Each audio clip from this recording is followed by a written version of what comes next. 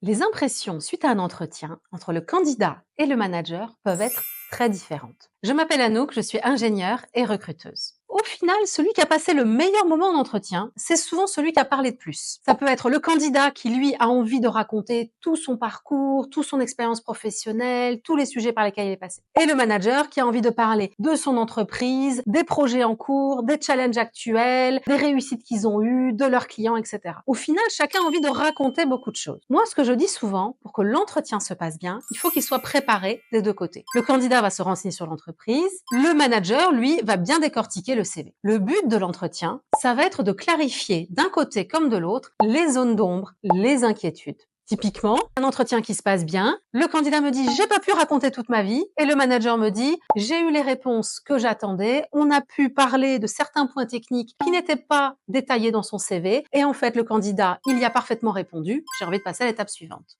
Donc, au-delà de l'entretien, réfléchissez bien à la valeur ajoutée que vous amenez à cette entreprise et surtout, si le manager a envie de vous donner des informations importantes, prenez-les, écoutez-le et prenez des notes. Réfléchissez bien, en fait, essayez de vous mettre dans la peau de l'autre avant l'entretien. C'est ça le secret d'un entretien réussi, c'est d'avoir de l'empathie pour son interlocuteur. Si vous voulez d'autres conseils sur les entretiens, n'hésitez pas à me le dire en commentaire.